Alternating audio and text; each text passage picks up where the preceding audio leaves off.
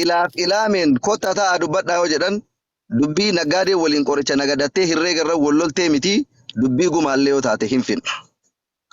Ahmadi dubbii kana hin danda'u jedhe sodaate jechuun Nasriin hin sodaata jechuudha miti. Sababni illee gurguddaa biyya kanaa beeka, sheeka biyya kanaa beeka, qeesii biyya kanaa beeka, hayyuu biyya kana keessa jiru beeka. Waan ummanni irra walii galeen of danda'ee osoo hin taane gurguddaa biyya kanaa dubbisee haqa nama kanaa gaafadhaa barbaadaa fi nama jedhu malee kophaa kiyyatti xumuraadhaa miti.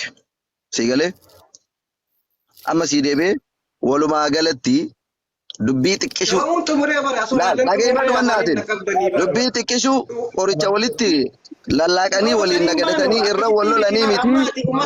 Baakii addaamteenyisti yeroo tokko dhageeffadhu bakka takka dubbattee si gaha. Dhageeffadhu jalqaba. Dhageeffadhu sii deebisa. Na dhageeffadhu sii deebisaa sanillee na dhageeffadhu. Dubbii namni waa qoricha waliin dalagatee hirree garra wal lolee miti. Dubbii kanaa olillee yoo taate kabajaayyoo namni kanama kenne kabajaan xumuramuu dandeetti obboleessa kiyya. Sitti himaa. Ummanni Oromoo jala taa'u kunillee sirna nama beeku, nama dubbii beeku. Kabajaadhaan dubbii jaarsa biyya Dubaay keessa jiru isinii waamnee isinii xumurra yoo jedhan kanarra wanti bocuu fi caacaa jedhu barbaachisu takka illee hin jiru. Yoo dhugaa waliin dubbatu taate jecha kijibaan mataa wal jala qabatoo taate malee. Mindinno dubbii gumaa seetanii isin asirratti mataa bartanii ebalu dide. Aboo rabbii jedhi asli gurbaa kana narraa jal'isiisme. Narraa jal'isiise abboo manni keeti. Narraa jal'isiisme. Minuu noo'ee. Maal kijiba. Muniin rakkoo si waliin hin qabu mee na dhageeffadhu yaa akki rabbi sodaadhu. Ati nama kabajaa walii qabnu na dhageeffadhu. Maal. Abbootillee callismee milkii. Milkii jaalala al tokko qofa yaada dabalataa Nasriin wal fakkaatu kana qabu. Saagoo labadhu. Eebanne. Aboo asli. Laal rabbi jedhe an Muniir Abubakar anaafati nama waggaa 4 dura wal beeku wallahi wabillahi kabajaa sii qaba. Si xiqqeessullee hin barbaadu, sitti bu'ullee hin barbaadu. Achitti naa qabadhu tana. Isinillee warras jirtanillee ummata Oromoo as jala jirtanillee an kabajaa isinii qaba garuu kijiba dhaaba. Kijibni faayidaa hin qabu. Addunyaa kanarratti akka Oromooti Oromoon ilaa fi ilaameen beeytu dubbiin jaarsummaa fi jaarsaan hin xumanne hin jirtu. Kijiba miidiyaa fakkeessuu maqaa wal balleessuu hisdiin wal kuffisu yoo taate malee ani rabbii tokkicha malee eenyu abbaa nurraallee nama sodaa qabu miti. Dubbiin jaarsummaan hin dhumanne hin jirtu. Intala qabatanii deemartanii yoo taate aadaa badhu gataa yoo intala arsii taate seera beektaa naamusa beektaa kennadhu jaarsa jedhaanii hin kijibinaa wal kijibuun barbaachisu.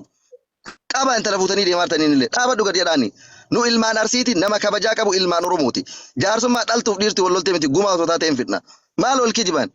Ulfinaan itti haasofnee jennaan ulfina wallaalina bakka kabajaadhaan miidiyaa irra guyyaa 4 waccan bu'aa takka buusuu hin dandeenye.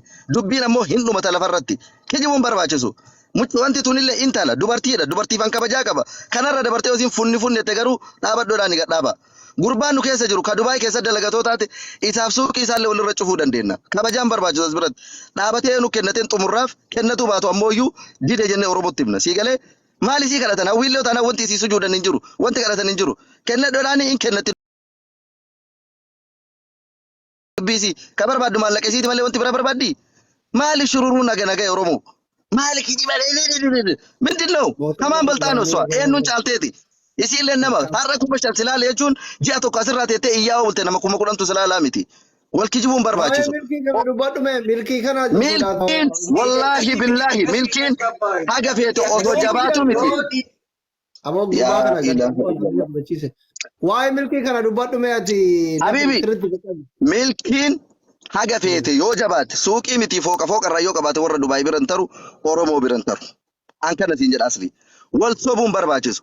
Namni mataa dhaabaa jiru namni dubbiin kennadhu qaba kan nadhiisaa jedhu hin tala maaliif waan ummanni jala ajandaa kana qabeef sii galee homa akkana itti fuufu itti fakkaata wal kijibuun barbaachisu arsiin gumaayyuu namaafitti sii galee dubbii ichi birrii kuma 120 kanaa miti gumaa taatu namni walii fixa sii galee duniyaa miti maal mataa dhaabane sabiyyi miti barnuuti nama ilmoo qabu nama maatii qabu nama ummata biratti illee kabajaa qabu isin maal waan taatiif dubbii ofiin kennan inni maal waan ta'eef hin kennanne kamaan baltoon onnesu jabaatanii eenyuun caalaniiti. كين كنتن حاكنتني نك أبريتي الناف قد قال وياك أبريتي الربا كنا بروج أبوفي قافي نكير منكريتي دبي جرام في النافي كان الرو درب قرو أبان برباد مكسك على مودندا ما لنا شلان أنا يلا إلا أصلي ألتو كوفا دبّو أصلي ألتو كوفا دبّو bakka amma Muniira sirratti Shee Ahmadi bakka jaarsummaa hin fudhannetti ati Nasrii akkamii adda kee fudhatta ka jedhuu fi biyya kana keessa dhiifama naa godhanii ustaaza fooloo guddaa qabaachuu danda'an garuu ustaaza ka caalan hayyuun baay'een jiraachuu danda'ani biyya United Arab Emirates kana keessa ustaaza qofaa miti ka jiraataa jiran hayyuu baay'eetu jiraataa jiran garuu Naasir of qofa ta'ee osoo hin taane akka jaarsa nama Dubaay kana jiraatutti jaarsa bakka bu'ee gad bu'ee ni fixa jedhe. Sigalee gaafa kana garuu xumuruu dandeenya. Asirratti Muniir dhiifamallee na godhe duraanillee sin beeku si arga garuu asirratti. Ati garuu dubbii kana ilma jaarsaa yoo taate akka jaarsaatitti bakka bu'ii dubbadhu malee hawwii bakka bu'ee dubbadha gaafa jette ati gaafa nama tokko asirratti gaafa dhufne nu hunduu nullee yoo milkii bakka buunee dubbanne atillee hawwii yoo bakka buutee dubbatte dubbiin kun tasuma hin dhumu. Ati bakka nama tokkoo bu'uu dhiisiiti jaarsa ta'iitiin wajjin dubbadhu yoo lakki Nasri milkiin birrii kanaayyuu kaffaluu dide. Naasir mana kee banteen gargaartaa osoo hin taane yoo namni kunillee nurraa amanuu dide wal gargaarree mucattii tana yoo dhugaa qabaatte ni kafallaaf jedhiti akkasitti dubbadhu malee bakka nama tokkoo buutee hin dubbatin dhiifama naa godhi. Xumureera. Amma mucattii gaafadha. Mucattiin dubbii as kenna dubbii gabaabaa jiran. Ila mucattiin dubbii as kenna. Mucattii irraa dubbii fuunee gadi naa bu'u. Amma Muniir ati obboleessa mucattiiti waan ta'eef himataadha isinii. Jaarsonni amma warra aanu kana Ustaaz Ahmadi. Ani waan hammeenyaallee jenne lakki hammeenya akkanarraa fudhanneen ibsaa fi yeroo takka Nasrii anis Omara koo qabu. Ati obboleessa miidhamaa ta'e miidhamaa obboleessa ta'uu rabbiin biratti kabaja. Anas hin jedhe achuma dhaabadhu. Nasrii Dr. Nawkaamsaa jirta. Uummata fi kan bitaa nagin Nawkaamsa ta'e. Ila afaan akka biyyaati amma maali beektaa? Tokkoffaa maal hubadha beektaa? Amma warri wajjin haasaa jirtu kun ijoollee waltullee Oromummaa osoo qabnu ijoollee Arsiiti jaarsonni kunillee Arsiiti. Uummanni Arsii kun garaacha torba qaba akka argeessan qaxxisaa kanan beeku beekta haasaa keessantu walitti isinii galuu dide beekte. Anama waan san hubataa jira sii galee. Ati fuutakkitti matee san ooftaa jarri mootu dubbii dalgaa bitaa mirgaa weelkamaroo mangistii walitti fidaa jira. Kanaaf ati obboleessa mucayyoo ta'ii achi naa dhaabatu. Ilaha illallah. Nagalte. Sigalte? Nagalte da. Ani amma no lakki Nasrii akkanatti wanta jenne fira. Lakki Nasrii kana bargaafa miidiyaati aduma wanta je na beeka. Dhaggeeffadhu waan joo barbaade ani. Akka malee na hubatan. Carraa kana nama kuma kudhanii jira. Asii burteessinee haa gargaarsisnuudha. Yaadni kiyyafa dura. Lakki jettani ikoonii kannina okkee Nasrii si kannina rakkoon qabu. Ni kannina jennee bar micooni amansiisnaa rakkoon jiru micooni harkaa hin baatu. Rakkoon jiru. Dhiifama. Daabbuu sibiitu mura. Garuu yoo yeroo as deebitan waliin itti gaafatamummaa nuuf fudhadhuuti. Abdii nu horii fixatti achuma dhumateewu. Yoo hin xumurre mana keenuu banii anarratti miti. Anarratti yookaan asirratti deebisuu osoo hin taane warrumaan fudhatan san waliin gargaarraa jaati. Nu ahadii seenaadha. Dadhabnee jettanii nama kanaas dhabsiistanii akkan jenne waa hunda nu guutaadha. Kanuma baryaanni kiyya onaa miti. Nasrii qofaa miti ka gargaaru. Ni gargaarsisnaa mana keenyaas bannee cinaa dhaabbannaa yoo milkiin nu harkatti dhumuu dide yoo nu haya jechuu dide nuti bira dhaabbatee akka Oromoo takkatti bira dhaabbannee Oromoo gargaarsisnaa jennee as deebinee malee nu dideeti amma booda akka feetan godhaasan. Akkuma ati reefu jette sanumaan jedhuu barbaade kanumaafi malee waan biraatii miti haa fudhatan okkee ni fudhannaa ni fitnaa yoo fitne nuti itti gargaarsisa Oromooti gargaarsisna kanuma sinirraa adii barbaanni Kaddoo thank you kaddoo shaashee liji. Carraan kenna dubbadhu. Qoy carraan sin kenne. Jamal enu abdi keessummaa isinitti ol seene. Ardan alaajinaan irra. Asli kiyya jamuu kennan baga dhufte jennaani dubbii Nasrii tana bakka itti godhaa jiran osoo achi hin fageessini nama tokko mucattiitti ergaa mucattii gaafii haa gaafannu dubbii tantee as kennat nama waa jedhaani. Warri bombolina kana isa Ummata kenna. Nama haa kennattu, jaarsa haa kennattu. Akkaataa saniin jaarsummaa tana fuunee gadiin haa buunu. Waan irra geenne ammootu ambattoliin haa dachaan. Sirni Bilaal. abbaa akkasi akkana nu harkaa wanni jedhaa jirti. Jamaal maal jette atiin? Ulfaadhu galatoomi abdii kumee sa'aatii lama Bilaal, wagamisa jala galatoom. turre waan kana dhageeffataa turre jarana dubbiin akkuma Nasrii Aanolee jedhe dubbiin sirna qabdi. Akka. Sirni ammootuyyuu miidiyaa gubbattii miti jara kenna obboleettiin teennalleen agartee haqasii nama tokko dhugaa isaa arguu fi namni dhugaa dubbachuun barbaachisaadha. Ammootu as gubbatti obboleessa kenna obboleeyyan teenya lamaanuu dhugaa jaraa arguudhaa fi namni yoo gattaa'ee waliin haasa'ee argan malee miidiyaa kana gubbattii miti obboleeyyan tiyya. Akka jedhe jalqaba jedhe abdii kumee dubbii tana gadiin haa buunu obboleessi kenna kennee jira. Maqaan isaa Dr. Finnaan Wayenu gadi na bu'aa jedhee jira jalqaba kenne obboleessi kenna. Mucattitu algarraan bu'u jedhe malee inni akkas jedhe. Eeyyanni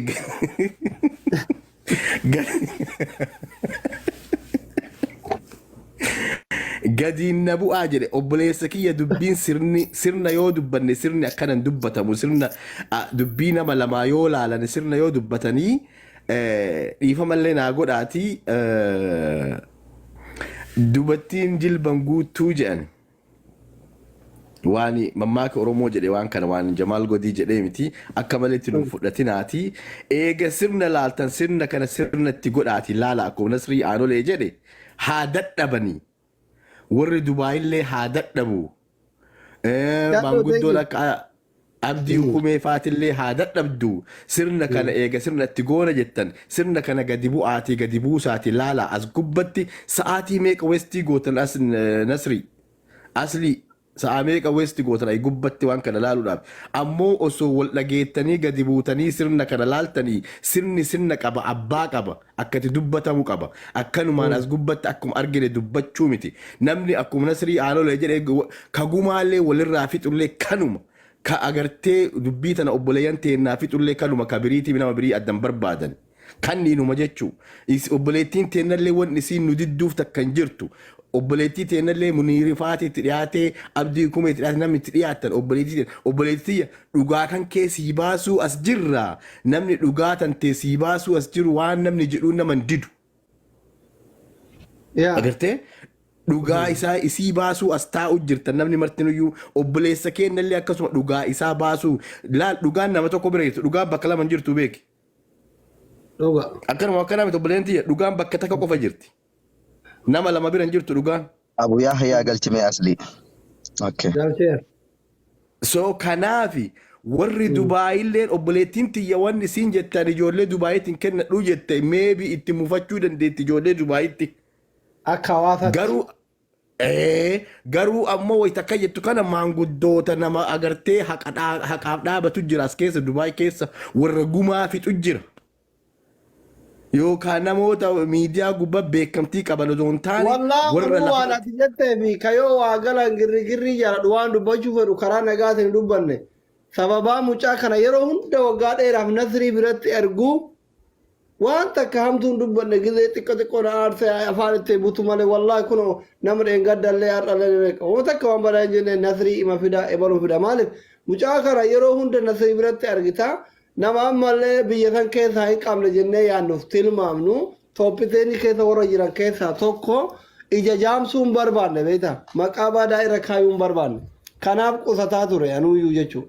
Nasrillee wanni barbaadaa tureef waan yeroo baay'ee bakka cidhaatti bakka du'aatti bakka maalitti wal biratti arguufi malee ajandaa meeqatu namni Nasrii maqaa kaasu hin jiru. Wama sanii Nasrillee iyya kenna kabajeetiniin nu awwaachuuf haa galatoomu itti fufi sanuma si yaadachiisuuf keessatti.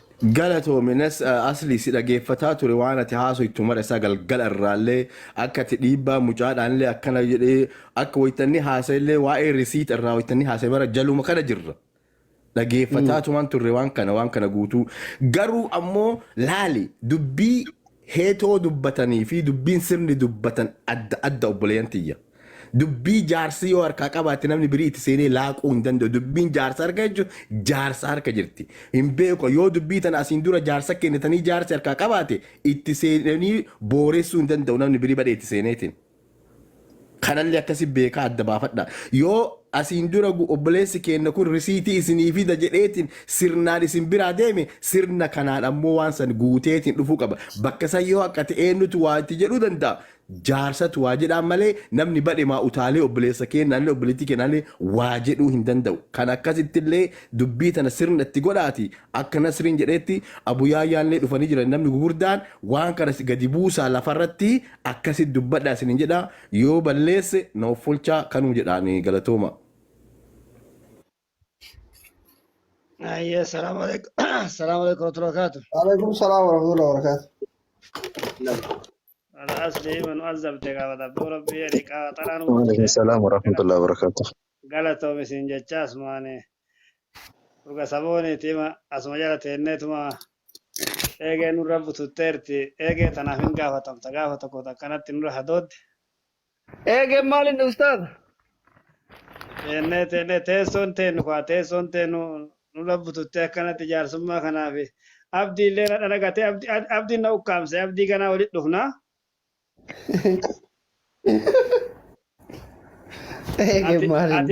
ati maftiillee kennite abdiin na ukkaamse abdii amma maal jennaami amma fira rabbi haa araarsu jarri kun Ustaadii kiyya hin qabdani dhugaa qabdan ustaadii kiyya wallaahi qabaadha ambi kun kaleessa firaa walit dalagataa ture namni walit dalagatuu wama jiru wal dhabuullee wama jiru jara kenna dalagaa keessatti namni ima walit bu'aa oola ka wal bira taa'u dhiisaa fagottuu namni walit bu'aa oola rabbi isaan haa araarsu wanni ani isiniin jechuu barbaadu dubbii amma yoo namni nama jalaa fixe dubbii borcuma ta'a malee dubbii dubbatuun hin ta'u jaarsi dubbii hin booyataan tokko jaarsi akka dhamtii lamaan jette gartee egasii kanatti namaan dubbatu jaarsi akka ofii barbaade dubbata akka ofii fedhetti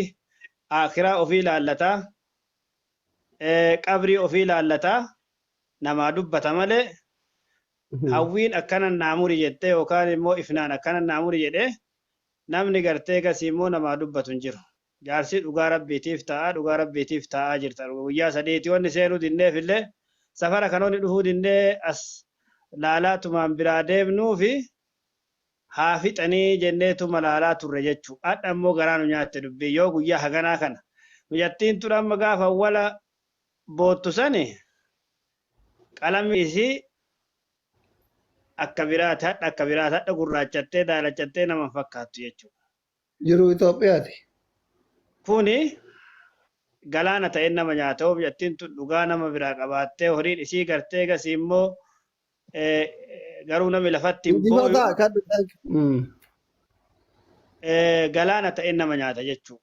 Ammallee guyattiin Arsii keessatti illee heeban shanan jedhanii guyattii gartee egasii immoo Oromoo keessatti mataati jechuudha. Dhugaa dubbatuudhaaf micayyoo safuullee beektu. Ambi achii sunnatu beekaa amba safuu beektu waa hundattuu nama safuu beekuuf micaallee micaa safuu beeku ijoollee sikkoo mandooti yoo ijoollee sikkoo mandoo akkanatti immoo qaaxaraa wal bulchitu yoo wal azzabdu yoo wal afoo dhaabattu gaariin ta'u jara keenya gaariin ta'u kanaaf ama micattiilleen ka jechuu barbaade qabaa ganna lakkisaa kiyya malee ta'uu ka jettu haa dhaabdu dhaabe ammarraa kaasi sa'aatii kanarraa kaasi jaarsi dubbii kasii ilaalu jaarsa yoo namni nama komatuun hin jira ijoollee Dubaayii komatuun hin jira warri Dubaayii illee maa komatamna jechuun qabu maaliif micattiin tun micattii intalaati akkamiin wal dhabdanii yooma isiillee arganii gaafatuu dhabani micaa kana hiriyyaa gaafatanii jechuu qaban ture. Maa bootti micattiin tun jechuu qaban ture warri gartee Dubaayii hin jirullee kanuma kana laaleellee isiin gartee egasii immoo komatuu hin dandeetti. Komatamuun nama dhaarsu nama jaalatu komata. hin aaninaa jennaan warra keenya warra Dubaayitiin illee aaruun qabdan. Haqa isii kan ammoo haadha mijattiin tuni akkuma isin maatii of jalaa qabdan isii odoo abbaa manaa qabaatte isiin illee haadha nama namni bira dhaabatu jechuudha. Nama namni gartee egas immoo irraa tiitifatu jechuudha. Kanaaf isiin adda jiraachuun isii deebi'a ammoo isiin amantii kanatti haarawaa dhufuun isii namni nuti gartee isiin shaadaa irra qabatte kun gartee bira dhaabatuun isii aarsee gubee miira keessa seenuu dandeetti. Dhiiruu miira keessa seenaa akkasitti nu jalaan laalinaati. Mijattiin gadi bu'ee amma algaaree fi asliin jedhu sanirraa. Sooddaati. Gara teette gadi bu'i. Maali jennaan dubartii yoo muraniif illee beektu yoo itti Welcome nu offolchaa hurri jala kana jirtan. Dubartii yoo muraniif illee beektu yoo itti muranillee beektu jedhan. Amma ati jaarsa kennu. Sooddaatiif nasrii gargaara warri bomboliinoo itti fufachee kenne rabbi siinaa kennu. Kunno amma wanni martuu harka keessanii naa fixaa naa argaa yoo anillee haqa namaa gartee gasii mootu yoo gara malee nyaachuuf kadeemaa jiru ta'e isin alan jiru jedhe hawwiin jedha. Micaa silaa kennateeyyuu jaarsa barbaadde Dubaayin bichaan dhaattomu Dubaayin bichaa miti horii kana kasii sobu aslii ta'uu danda'a abdii ta'uu danda'a jamaal ta'uu danda'a nama barbaadde muniir ta'uu danda'a nama barbaadde laakkaattee kun horii kiyya isiniif rabbi kenne wanni na waliin qaqamaa jirtaniif illee obbolummaa akiraatii fi guyyaa sadii kana guutuu amma isinii kenne jedhiitiin eega sanii jaarsa kana kennadhu haadhatiyya. Loliin amma akka garaan nama godhe mara yoo ta'anii qilee irraa badanii as deebi'i. Ustaazi ufumaa afaan kaayaa jirtanii ufumaa tolchitee afaan kaayaa jirtanii akka jettuuf. Daa'imatti ofiimaa ijoollee ofii akkanumatti abbaan kararra qajeelchaa. Kanaaf kanuma isinii sirreessuuf kadhataa turre malee dubbiin kun haqiiqatti asirratti amma dubbiin ta'u. Haqiiqallee baasuun ta'u dubbii kana keessa gasseesanii haqiiqa baasuu danda'anii. Waan akkanaa kana xiqqoo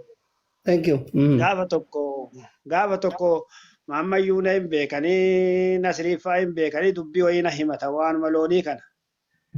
Na himatanii jennaanii miidiyaa irra nu gaafadhaa naan jedhan. Gaana gaafadhaa jedhanii Sheekh Abdurrahmaan Da'awaa waliin na bilbilan. Jara keenya bilbiltanii himattanii jedheen himannee jedhan.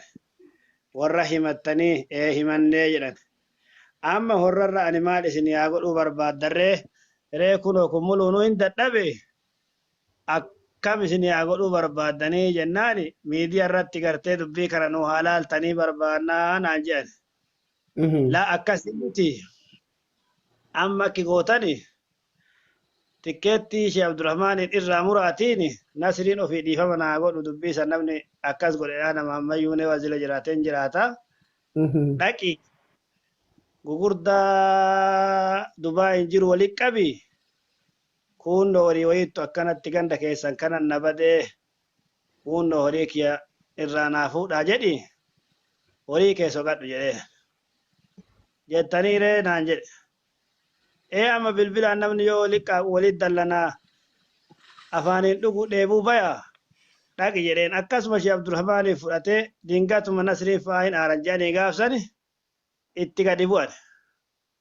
Akkuma kana warri Dubaayii maarree mari'annaa jedhanii jala mana biraa kaayanii mari'atan.